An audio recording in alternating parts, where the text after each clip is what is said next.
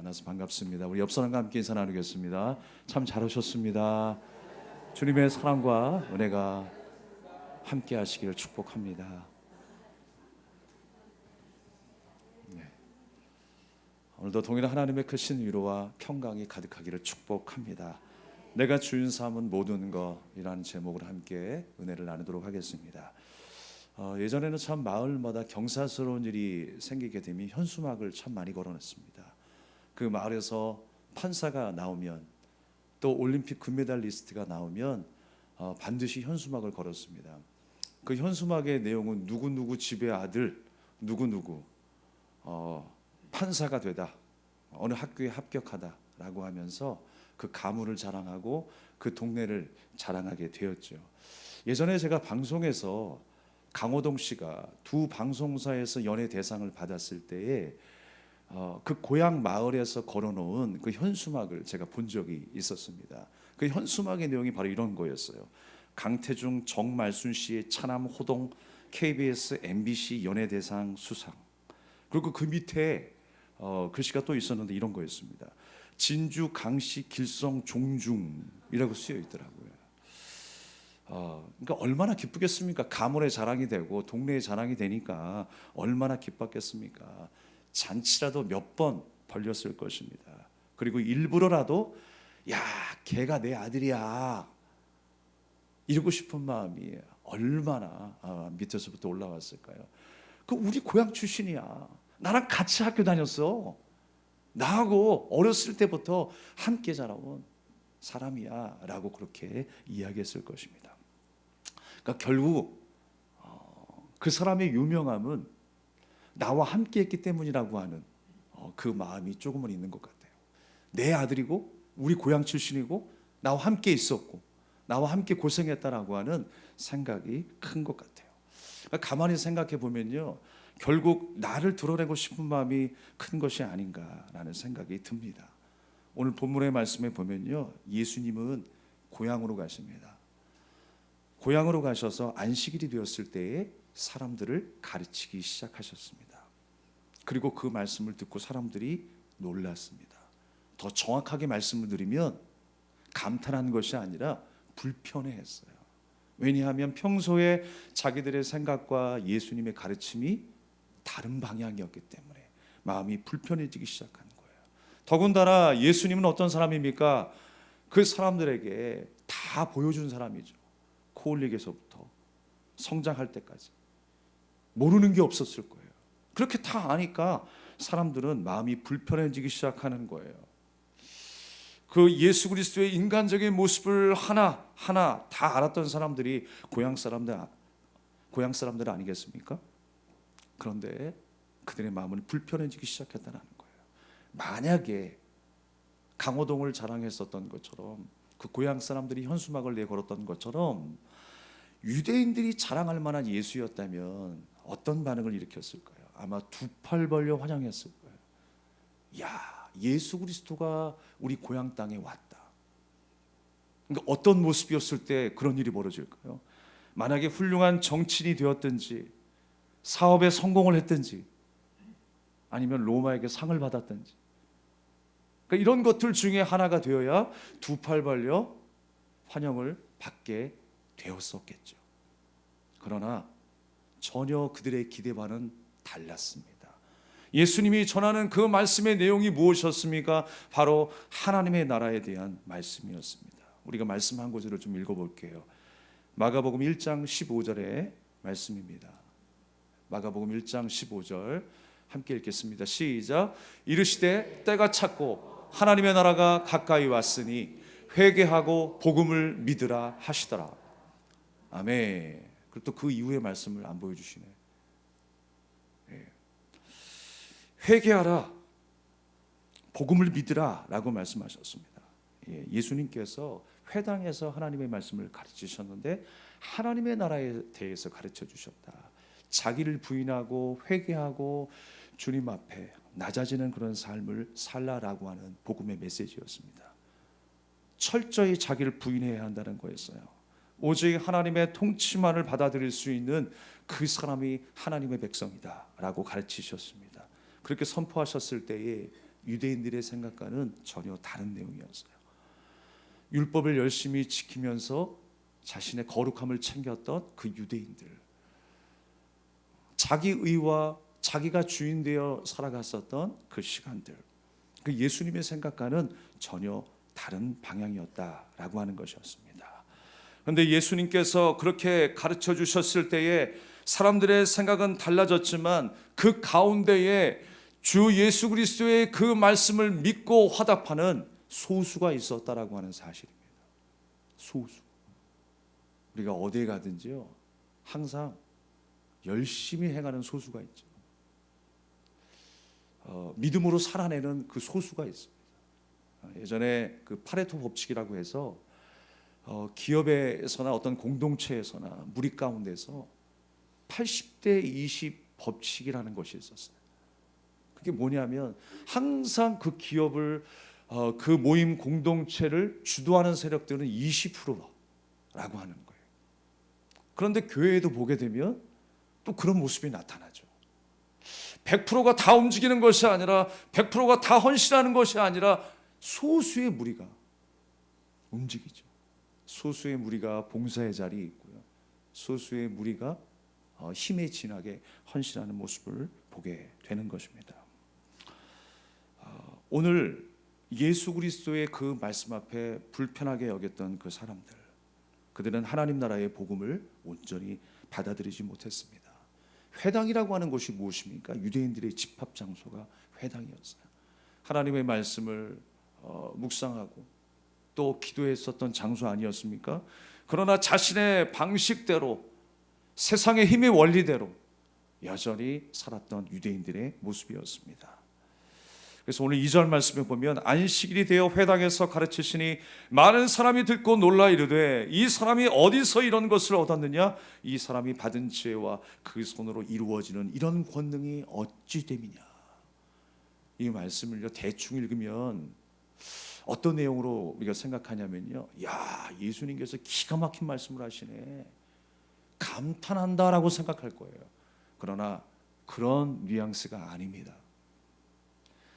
자신들과 전혀 다른 방향의 말씀을 하고 계시기 때문에 마음이 불편해지기 시작하는 거예요. 그러면서 과연 저 예수라고 하는 랍비가 선포하고 있는 저 말이 하나님에게서 나온 말이냐, 사탄에게서 나온 말이냐, 그러니까 의심하고 시기하며 질투하고 있는 거예요. 이것이 어찌 됨이냐? 이런 권능을 행하는 것이, 이렇게 가르치는 것이 도대체 하나님에게서 나온 것이냐, 아니면 세상 사단에게서 나온 것이냐 라고 지금 묻고 있는 것입니다. 30년 동안 예수님의 그 성장 과정을 줄곧 지켜보았던 사람들입니다. 철저히 인간적인 모습을 잘 알고 있었을 거예요. 그래서 더 신뢰하기 어려웠을 것입니다. 예수님의 탁월한 지혜와 그 진리의 말씀을 듣고도, 또 권능의 그 역사들을 바라보면서 목격하면서도 과연 이 말이 하나님에게서 나온 것이냐, 이 능력이 하나님에게서 나온 것이냐 의심하고 또 의심했다라는 것입니다. 한마디로 믿을 수 없었다라는 거예요. 믿지 않았다라는 것입니다. 더군다나 그들은 자신들이 알고 있는 인간적인 예수, 그 인간적인 예수가 누구인지 적나라하게 밝히고 있어요. 그 내용이 오늘 말씀에 나옵니다. 3절에 보면 예수님을 가리킬 때 뭐라고 이야기를 해요? 마리아의 아들이다 라고 이야기를 해요. 마리아의 아들 목수다라고 이야기를 합니다. 그 당시에 여러분, 여러 가지 일 가운데에 목수는 가장 천한 직업 가운데 하나였습니다. 목동과 더불어서 그가 목수다라고 이야기를 하는 거예요. 그리고 누구의 아들이다? 마리아의 아들이다. 사실 여러분, 성경의 여러 것을 통해서 확인해 보면 누구의 아들이다라고 이야기할 때 보통 아버지의 아들이다라고 이야기를 해요. 바요나 시몬이라고 얘기할 때 요나의 아들 시몬이라고 이야기하듯이, 요셉의 아들 예수라고 이야기했었어야 됐어요. 아니면 하나님의 아들 예수 그리스도라고 이야기했었어야 됐어요. 근데 마리아의 아들이라고 하는 것은 사실 조금 조롱의 어투였어요. 비하하는 거예요. 생각해 보십시오. 예수님께서 동정녀, 결혼도 하지 않은 처녀의 몸에서 예수 그리스도가 탄생하셨습니다. 그 당시에 많은 사람들이 어떻게 마리아를 바라보았을까요? 저 천한 여자라고 손가락질했을 것입니다. 결혼도 하지 않았는데 사생아를 낳았다니, 예수의 아빠는 누구일까? 그 천한 여자 마리아의 아들이 바로 예수다라고 사람들은 지금 손가락질하고 있는 것입니다. 그리고 더군다나 그들이 형제 이야기를 해요. 그들의 형제는 누구누구다라고 이야기를 합니다. 그러니까 사람들은 어떤 마음을 갖고 있냐면 이 예수님의 육적인 혈연 관계 안에 가둬놓는 거예요. 자기가 알고 있는 모든 정보들이 정확하긴 했지만 예수님을 하나님의 아들로 알아보는 그 지혜의 눈은 갖지 못하고 있습니다. 영적인 지식은 갖지 못하고 있는 것입니다. 오늘 말씀을 우리가 읽을 때마다 늘 하는 말이 있죠. 야, 고향에서는 인정 못 받는다. 고향에서는 인정 못 받는다라고 하는 그런 생각을 하게 되죠. 그러나 꼭 그것만이 아니라 예수님의 출신 배경을 누구보다 잘 알고 있었기 때문에 절대로 하나님의 아들일 수 없다라고 하는 것, 자신의 정보 안에 예수님을 가두고 있어요. 자신의 생각 안에 예수님을 가두고 있는 거예요. 우리가 주의해야 될 것이 무엇이냐면요, 우리가 지체로서 함께 신앙생활 할 때에 내가 우리 지체들의 삶을 잘 알아요. 저 사람의 성격도 알아요. 저 사람의 배경도 잘 알고 있어요. 그렇다고 해서 내가 100% 아는 것입니까? 함부로 평가할 수 없다는 거예요. 그래서 함부로 말할 수 없어요. 함부로 지적할 수 없어요. 100%가 아니라 10개 중에 1개밖에 모를 수도 있어요. 아니 100개 중에 1000개 중에 하나 아는 정도밖에 아닐 수 있어요. 어떻게 다 압니까 여러분? 하물며 우리가 하나님을 안다고 했었을 때 얼마나 알까요? 얼마나 알까요 여러분? 우리는 하나님에 대해서 안다고 하지만 사실 많지 않아요. 우리는 날마다 하나님을 알아가기를 사모해야 합니다. 주님의 마음을 알아가기를 위해서 여러분 사모하십시오. 내가 하나님을 다 알기 때문에, 나의 신앙의 연수가 이 정도 되기 때문에 나는 다 이루었다, 다 됐다라고 생각하면 오산입니다. 우리는 날마다 십자가 그늘 앞에 서야 하는 것입니다. 주님의 은혜에 목말라하며 살아가는 저와 여러분의 삶이 될 수 있기를 주님의 이름으로 축원합니다. 지금 많은 사람들이 예수님의 정보에 대해서 잘 알고 있었을 것입니다. 그들의 형제와 또 출신 배경들에 대해서, 살아온 문화에 대해서 누구보다 잘 알고 있어요. 그 정보는 틀린 것이 아닙니다. 세상에 무수한 정보를 갖고 있지만 근데 결정적으로 하나님의 지혜가 그에게 임하지 아니하면 예수님이 어떤 분이신가 알아보지 못하는 거예요. 하나님의 뜻이 무엇인가를 알지 못하며 살아가는 것입니다. 여러분에게도 오직 하나님의 지혜가 충만하기를 원합니다. 성령의 강권적인 역사로 말미암아 그 감동과 그 감화의 역사가 여러분에게 충만해져서 우리 영의 눈이 열리고 우리 영의 귀가 열릴 수 있기를 축복합니다. 그래서 우리는요, 내가 아는 만큼으로만 해석하려고 하면 안 돼요. 내가 아는 것 이상으로 하나님이 역사하실 때가 있어요. 우리가 고정관념을 가지고 있으면 이 예배도 그냥 그저 그런 평범한 예배가 될 수 있어요. 내가 저번 주에 드렸던 반복해서 드리는 예배, 내가 익숙한 본문의 말씀, 익숙한 예수님의 말씀, 그 정보로만 우리가 생각한다면 이 예배는 그냥 평범한 예배가 될 거예요. 감동이 없는 예배가 될 거예요. 그러나 여러분, 이 예배, 우리 생각 이상의, 우리가 계산하지 못할 그 이상의 하나님의 은혜가 부어질 것을 기대하십시오. 하나님은 그렇게 역사하신 분이세요. 우리의 모든 상황을 초월하여 역사하신 분이 하나님이십니다. 우리가 어떤 마음으로 왔을지라도 오늘 하나님이 우리를 위하여 일하고 계시다는 사실을 기억하십시오. 그래서 모든 예배는 항상 우리가 기대하는 거예요. 기도할 때도 마찬가지입니다. 내가 기도해봐야 뭐 하겠어? 하나님이 응답도 하지 않으시는데 라는 것이 아니라 기대하며 하나님 앞에 간구해야 합니다. 주님이 하실 일들을 기대합니다. 오늘 이 예배를 통하여 오늘 선포되어지는 말씀을 통하여 주님이 내게 주실 그 말씀을 귀담아 듣겠습니다. 기대하며 나갑니다. 그렇게 우리가 예배하는 것입니다. 이 시간을 통해 하나님께서 역사하실 것을 여러분 기대하십니까? 여러분 기대하시기 바랍니다. 우리가 드라마를 보면서도 눈물을 흘리잖아요. 드라마는 각본이 있는 드라마입니까? 각본이 없는 드라마입니까? 각본이 있는 드라마입니다. 그래서 어떻게 시작되고 어떻게 전개가 되고 어떻게 클라이막스에 올라가고 결말이 이루어질지 알아요, 몰라요?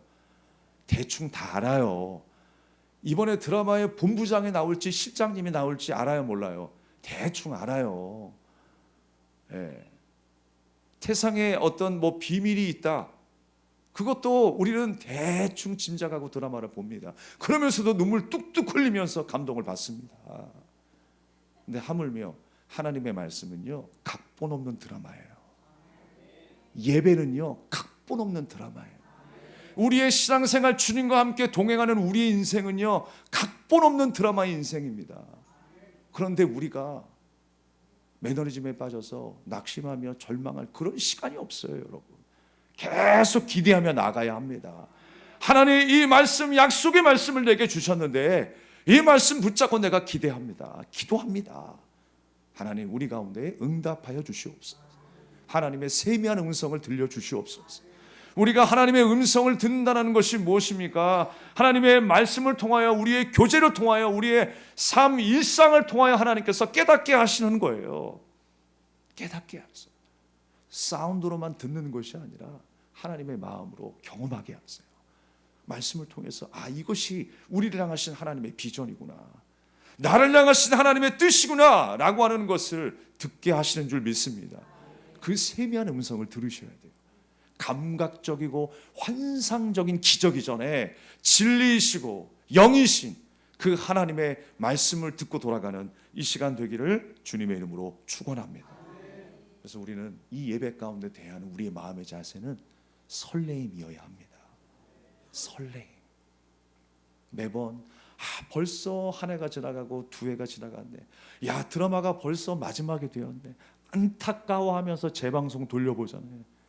요즘에는 유튜브가 잘 돼 있어가지고요, 몰아보기를 하더라고요. 세상에 하루에 다 끝내버려. 근데 그것을 또 몇 번이나 보면서 감동을 받아요. 반복이 아닙니다. 이 예배가 반복이 아니에요. 이 말씀을 통하여 어떻게 역사하실지 모르는 겁니다. 여러분 기대하셔도 좋습니다.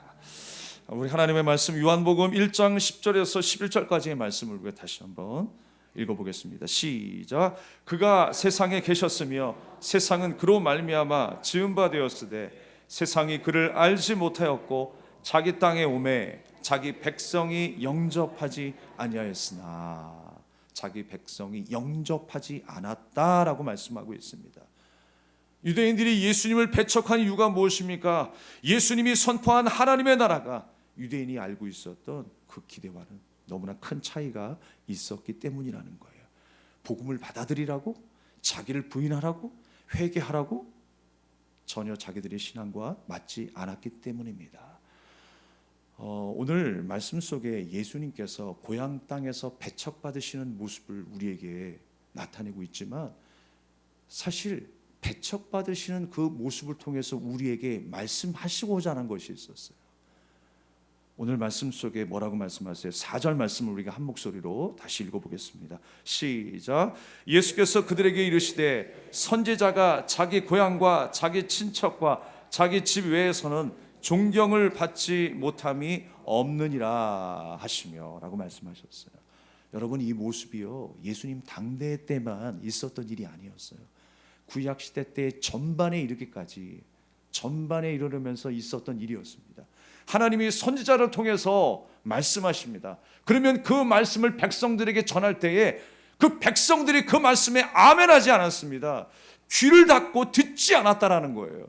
불순종하며 오히려 자기 뜻대로 자기 의를 앞세워서 자기가 주인 되어서 우상을 섬기며 살았어요. 하나님과 세상을 겸하여 살았습니다. 하나님의 말씀 앞에 귀를 막은 거예요. 그래서 양식이 없어 주림이 아니라 하나님의 말씀을 듣지 못하는 기갈의 시대가 바로 그 시대였어요. 오늘 예수님께서 지금 상황의 말씀이 바로 그와 같다라고 하시는 거예요. 하나님의 말씀을 듣지 아니하고 자기가 주인 되어 살아가는 시대가 여전하다라고 말씀하시는 거예요. 오늘날도 크게 변하지 않았습니다. 우리가 좀 잘하는 것 같은데, 우리가 좀 거룩해지는 것 같은데, 여전히 때때로 하나님 앞에서 또 세상 앞에서 무너지는 우리의 모습을 보게 됩니다. 선지자의 말을 듣지 않았다라는 것입니다. 그런데 오히려 여러분, 이스라엘 백성들이 죄송합니다. 이스라엘 백성들이 어떤 사람들입니까? 하나님께서 택하신 선민이잖아요. 하나님의 백성이잖아요. 그들을 통하여 예수 그리스도의 구원자가 났잖아요. 그런데 그 혈통만 믿어서는 안 된다라는 거예요. 고향과 같고 가족과 같고 내 지체들과 같은 그 고향 땅에서 하나님의 말씀이 배척을 받았어요. 마치 예수님께서 나사렛 동네에서 사람들에게 배척을 받는 것처럼 하나님의 말씀이 이스라엘 땅 가운데에 심어지지 못하고 배척을 당했다라고 말씀하시는 거예요. 지금 그 말씀하시기 위해서 고향 땅에 들어가시는 거예요. 지금 예수님께서 하나님의 말씀으로 오셨습니다. 우리는 예수님을 말씀이라고 해요. 하나님의 말씀. 말씀이 현현이 되어 이 땅에 오신 거예요.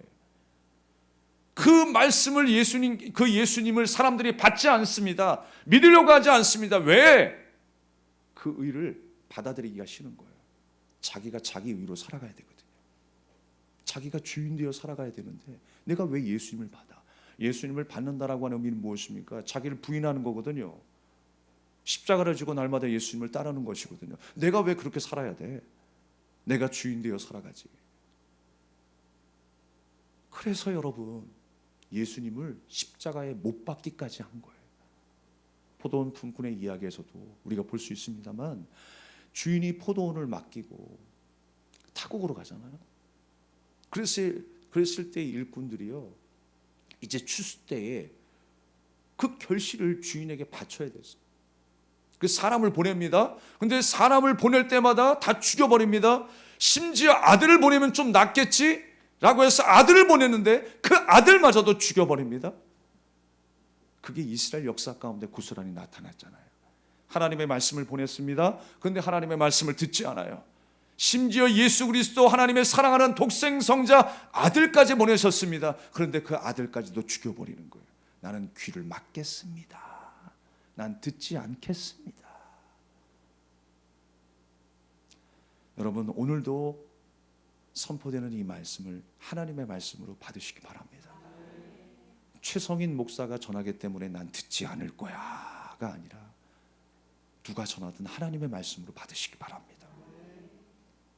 우리가 때로는요, 불편한 마음이 있을 수 있어요. 시험과 환난 속에서 말씀이 잘 들어오지 않을 때 있어요. 그러나 그 말씀을 하나님의 말씀으로 받으십시오. 사람의 관계가 아니라 하나님과 나와의 관계로 생각하십시오. 그래서 기대하셔야 되는 거예요. 주가 이루실 그 일들을 여러분 기대하시며 사셔야 할 줄로 믿습니다. 그래서 선지자의 말을 듣지 않았다는 것은 하나님의 말씀을 듣지 않았다는 것입니다. 여전히 내가 주인 되고 싶어하는 마음으로 충만한 거예요. 한 예로 유대인들은요, 율법을 지키면서 어떤 생각을 했냐면, 나는 칼로 사람을 안 찔렀잖아. 그러니까 난 살인하지 않았어 라고 하는 것과 똑같은 거예요. 요즘에 보면요, 댓글 테러라는 게 있죠. 그래서 이 글 한 문장으로 인하여 사람을 죽입니다. 내 마음에 안 들어. 내가 어느 식당에 갔는데 음식이 별로 맛이 없어. 그럼 막 별점 테러라는 걸 합니다. 별 5개 중에서 별 하나만 매기든지, 아니면 별 하나의 가치도 없다고 막 댓글을 달아버리면 그 식당은 큰 어려움에 처하는 거예요. 보이지 않는 칼이에요, 그게. 이 말이 칼이 될 수 있다라니까요. 그래서 나는 칼로 찔러 죽이지 않았기 때문에 나는 살인하지 않았어, 나는 잘못하지 않았어 라고 생각한다면, 여러분, 예수님은 그것을 다시 해석하십니다. 다르게 해석하세요. 이미 살인한 것이라고. 간음도 마찬가지입니다. 왜 간음을 성경에서 말씀하십니까? 남녀 간의 관계에서만 일어나는 것이 간음이 아니라 그렇듯이 하나님과 나 사이에서도 간음이 일어날 수 있다는 거예요. 하나님을 사랑하지 아니하고 하나님을 떠나 살아가는 것, 세상을 더 살아가는 것, 우리의 우선순위가 바뀌는 것, 그것이 바로 영적인 간음이다라고 말씀하시는 거예요. 내가 꼭 간음을 저질러야 간음이 아니라는 거예요. 우리의 마음속에서, 우리의 중심이, 우리의 신앙 고백이 하나님으로부터 멀어지고 하나님의 영광을 가린다면 이미 우리는 하나님 앞에 죄인인 것입니다. 그런데 이스라엘 백성들은 내가 율법을 잘 지켰기 때문에 나는 거룩한 사람이다 라고 생각했던 거예요. 그 당시에 여러분, 율법이라고 하는 것이 참 사람들이 생각할 때에 몇 가지 규칙들을 만들어 놓았어요. 그것이 한 600가지 이상이 돼요. 그래서 탁구공만한 그 무게만 들어도 내가 일했다라고 해서 율법을 어겼다라고 생각을 하는 거예요. 내가 안식일 날에는 이만큼 걸어낼 수 없으니 이만큼만 걸어갈 거야 라고 생각을 해요. 그래서 내가 누구를 치료해야 되는데 너무 거리가 멀면 그 거리도 못 가는 것이 유대인이었어요. 그게 여러분 율법의 정신입니까? 생명을 살리는 것이 율법의 정신이지. 율법에 어긋난다고 해서 먼 거리를 가지 못하는 게 무슨 율법의 정신이냐고요. 그게 유대인들의 모습이었다라는 거예요. 이스라엘이라고 하는 그 이름만으로는, 그 혈통으로는 구원받을 수 없다라는 것을 하나님은 말씀을 통해 끊임없이 가르쳐주고 계십니다. 하나님의 말씀에 귀를 막고 있으면 그게 무슨 이스라엘인가, 그게 무슨 성도인가, 혈연으로 묶인 관계가 아니라 우리가 그리스도의 은혜 안에 묶여 있어야 한다라고 말씀하는 것입니다. 여러분, 한 주간의 삶 동안 그리스도의 그 사랑 안에 묶여 있기를 축원합니다. 우리가 교회 안에 있다고 교회만 다닌다라고 해서 성도가 된 것은 아닙니다. 그리스도 안에 있어야 합니다. 예수님을 주인 삼는 자로 살아야 하는 것입니다. 날마다 그렇게 사시길 바라겠습니다. 오늘 5절 말씀에 거기서는 아무 권능도 행하실 수 없어 다만 소수의 병자에게 안수하여 고치실 뿐이었다라고 말씀하고 있습니다. 하나님의 말씀을 듣지 않는데 무슨 역사가 일어나겠습니까? 무슨 변화가 일어나겠습니까? 귀를 막고 있는데 어떻게 그 인생 가운데 변화가 찾아올 수 있을까요? 아무 권능도 행할 수 없었다 그랬어요. 예수님께서 능력이 없으셔서요? 아니에요. 소수를 제외하고는 아무런 권능도 행하지 않으셨다라는 거예요. 능력이 없으셔서가 아니라 행하지 않으셨다라고 하는 것입니다. 그래서 마태복음 13장 58절 말씀에 병행 구절이 있어요. 이 내용과 비슷한 그 병행 구절을 우리가 한번 좀 읽어보겠습니다. 시작. 그들이 믿지 않음으로 말미암아 거기서 많은 능력을 행하지 아니하시니라. 예수님께서 의도적으로 능력을 행하지 않으시는 거예요. 왜? 믿지 않기 때문에, 말씀을 듣지 않기 때문에 행하지 않으셨다라고 하는 것입니다. 여러분, 소수는요 전부가 아닙니다. 그런데 어딜 가나 말씀드렸듯이 늘 소수만 있어요. 봉사하는 사람도 소수가 있고, 또 하나님 앞에 열정을 가진 사람도 소수이고요, 일하는 사람도 소수입니다. 예수를 주로 시인하지 않은 사람들에게는 능력이 나타나지 않음을 우리에게 말씀하고 있습니다. 우리는요 좀 소수에 대해서 다르게 생각해야 됩니다. 어떻게 생각하냐면 특별하다라고 생각하죠. 함께 따라하겠습니다. 소수는 적은 것이 아니라 특별한 것이다. 여러분, 특별하게 부름받으셨음을 기억하시기 바랍니다. 일당백이 되셔야 돼요. 아니, 하나님께서 우리 베델교회에 성도 한 사람 한 사람을 일당백으로 불러주셨어요. 그래서 어딜 가든지 하나님의 영광을 나타내는 귀한 믿음의 용사로 쓰임받기를 바라겠습니다. 작다고 적다고 여기는 것이 아니라 우리는 특별하다고 느껴야 합니다. 이건 참 중요한 문제인 거예요. 내가 특별하게 구별되었다고 생각하면요 힘에 지날 만큼 그 일에 내가 헌신을 하게 됩니다. 여러분이 만약에 나라의 부르심을 받아가지고 청와대 화장실을 청소하게 되었다라고 한번 생각해 보세요. 청와대 문을 열고 들어간 것만 해도 여러분 영광스럽게 생각할 것입니다. 그런데 화장실을 청소해? 여러분, 조금도 의심 없이, 조금도 자존심 상함 없이 들어갈걸요? 나라에서 불렀으니까. 하나님 앞에 부름받았다라고 하는 그 특별한 의식을 가지고 살아가십시오. 주님이 나를 하나님의 자녀로 불러주셨어요. 그 고향 땅 이스라엘이 있지만, 하나님의 선민이라고 하는 아브라함의 자손이라고 하는 그 이스라엘이 있지만, 그 땅의 백성들은 하나님의 말씀을 듣지 않았는데 오히려 이방 땅에 하나님의 말씀이 선포되어졌을 때에 그 말씀을 아멘하며 믿고 주님을 따르더라. 우리가 주님을 믿고 따르게 된 그 은혜가 여러분 세상에서 가장 큰 복입니다. 가장 큰 은혜인 것입니다. 지금 예수님께서 그 말씀하고 계시는 거예요. 왜 봉사하는 사람은 여러분 소수일까요? 왜 11조를 내는 사람들은 소수일까요? 여러분 생각해 보십시오. 세상의 시선은요, 무슨 일을 하느냐에 집중되어 있습니다. 그런데 성도의 시선은요, 어디에 집중되어 있느냐? 누가 나를 보내셨느냐, 누가 나를 부르셨느냐에 집중하는 거예요. 바로 그 사람이 성도입니다. 그 사람이 하나님의 백성인 겁니다. 그렇게 사시는 저와 여러분 되기를 주님의 이름으로 축원합니다.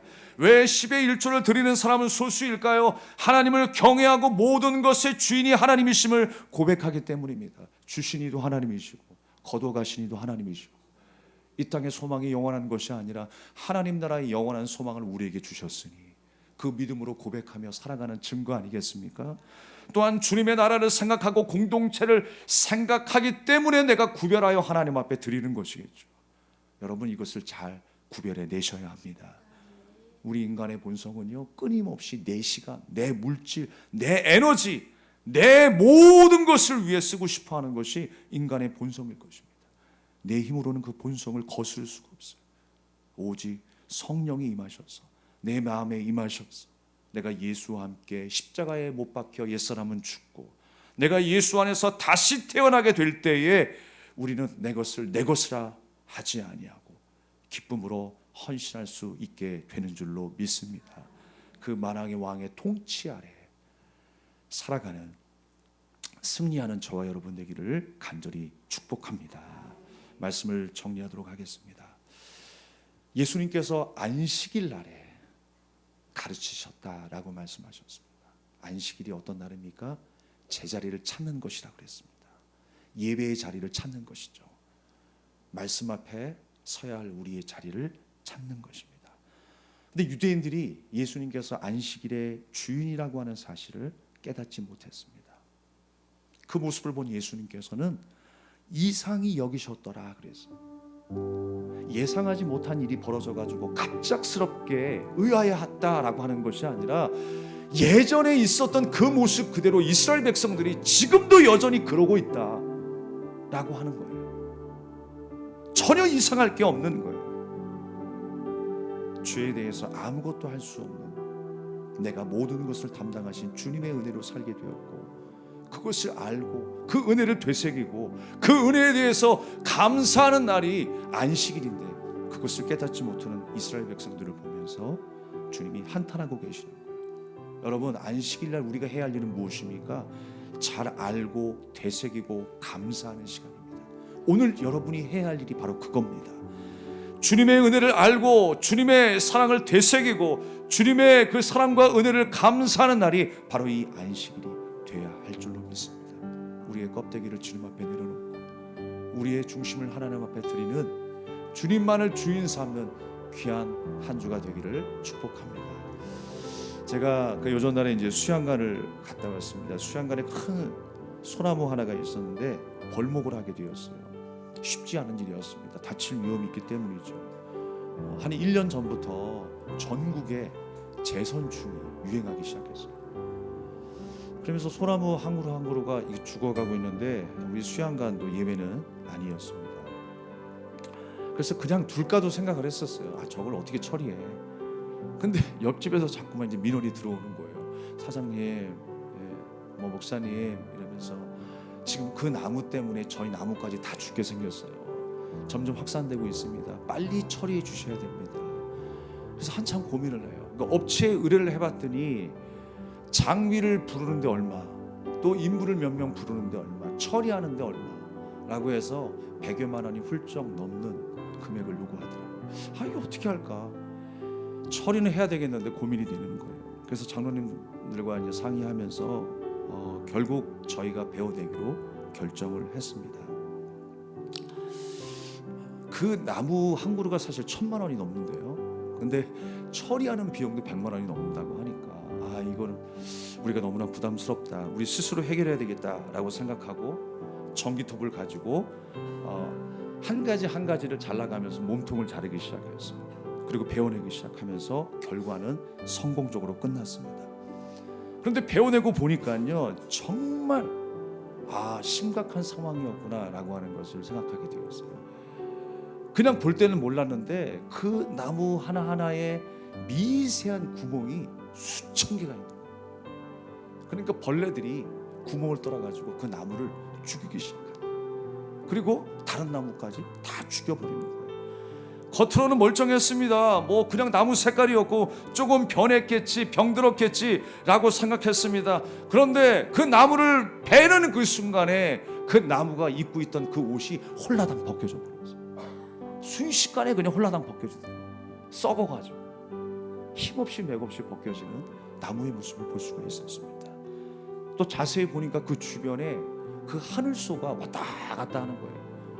그 벌레가 그 나무를 갉아먹고 구멍을 내서 결국 그 나무가 죽게 되었던 것이죠. 사랑하는 여러분, 내가 주인이 되어서 내 열심과 율법주의로 세워 올린 신앙은요, 내 삶에 진짜 고난이 닥치고 시험이 왔었을 때 우리는 맥없이 무너지게 됩니다. 고스란히 그 미천이 폭로될 것입니다. 껍데기 신앙만 남으면 그런 것입니다. 반면 내 의를 부수고 오직 주님의 은혜라고 하는 그 뿌리에 깊이 내린 우리의 신앙생활은 절대로 흔들리지 않을 것입니다.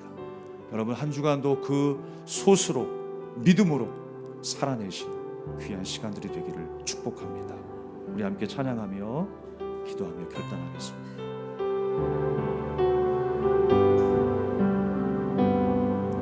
내가 주인 삼은 모든 건 내려놓고 내 주 되신 주 앞에 나가 내가 사랑했던 모든 건 내려놓고 주님만 사랑해.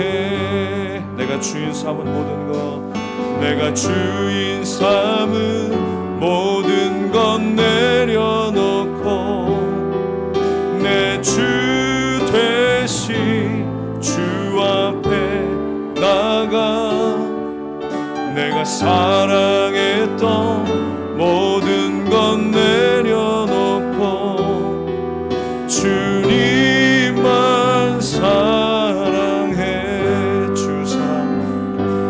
주 사랑 거친 풍랑에도 깊은 바다처럼 나를 잠잠케 해.